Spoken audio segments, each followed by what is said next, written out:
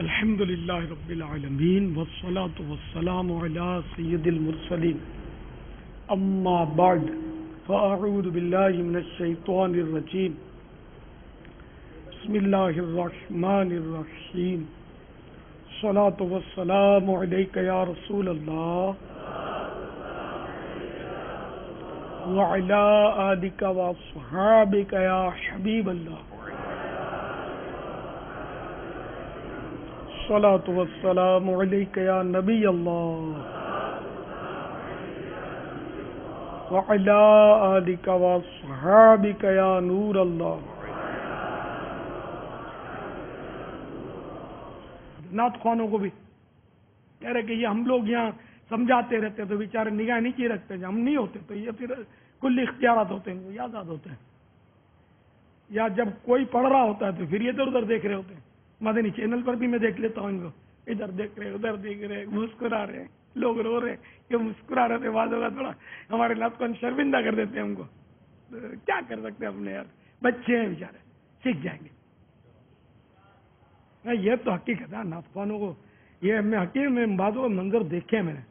اچھا خاصا ذوق والا کلام چل رہا ہوتا ہے، قوم ذوق میں ہوتی ہے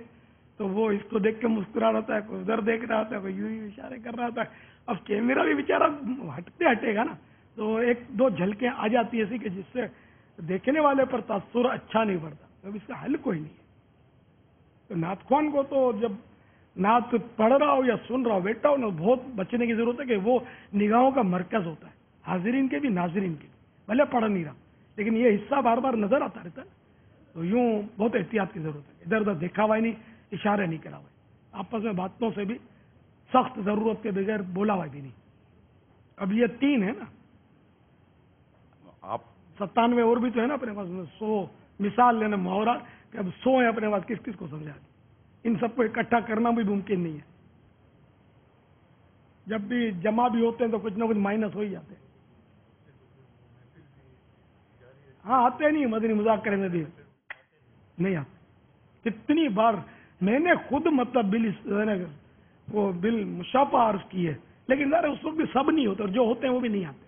یار آپ آیا کرو آگے، آپ آ کے بیٹھ جایا کرو، آپ نعت پڑھو، خالی نعت پڑھنے کے ہی ہو یار، سننا آپ کی اس میں نہیں ہے۔ مدنی مذاکرے میں بھی سب کو، نعت خوانوں کو شرکت کرنے کی ہی ترغیب ہے کہ مدنی مذاکرے کی جو رات ہے اس دن، کیونکہ یہ پوری تنظیم کے ساتھ ساتھ شریعت، طریقت، ہر چیز بیان ہو رہی ہوتی ہے مدنی مذاکرے میں،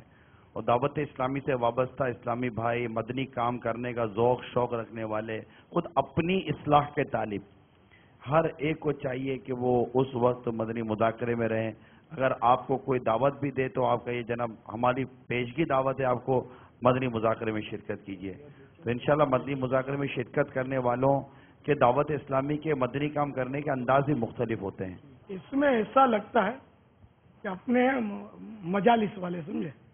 ایک مجلس نعت خوانوں کی الگ سے بنائی ہے، ایک مجلس ان میں جذبہ رکھنے والوں کی بنائی جائے کہ جو ان سارے نعت خوانوں سے ہفتے سے قبل ایک آدھ دن پہلے یاد دہانی کروائے، جو نہیں آتا اس کو سمجھائے، پیار دے، محبت دے، ایک بات۔ دوسرا یہ کہ یہ قاری صاحبان میں سے بھی قرآن شاہ ملیں گے، ان کی مجلس بنائی جائے، ان قاری صاحبان کو ترغیب دیتی رہے۔ ہمارا کام ہے سمجھانا، وذکر فإن الذکریٰ تنفع المؤمنین، اور سمجھاؤ کہ سمجھانا مسلمانوں کو فائدہ دیتا ہے۔ مجلس ٹھیک ہے اپنی جگہ پر رہیں، لیکن یہ کہ ہماری یہ ذیلی مجلس یا ان سے بھی وہ مجلس آزاد رکھی جائے، الگ سے مجلس، اس کا کام صرف دعوت دینا، اور اس بڑی مجلس کو بھی وہ دعوت دے، وہ ان مانو کر ان کے ماتحت رہیں دعوت کی حد تک، اور ان کے دیگر کاموں میں انٹرفیئر کرنے کی ان کو اجازت نہ دی جائے۔ اب دیکھو نا، ہم نے سونپا دارالعلوم، ہم یہ دیکھے 19 طلباء کو یہ لانے میں کامیاب ہو گئے ہفتے کو، جہاں ایک بھی نہیں آتا ہے، یہ 19 لے آئے، تو کیا ہم کسی کو سونپیں گے؟ جو سب یار محبت کرتے ہیں، لاکھوں ایسے جو محبت کرتے ہیں، کو ترغیب دی جائے،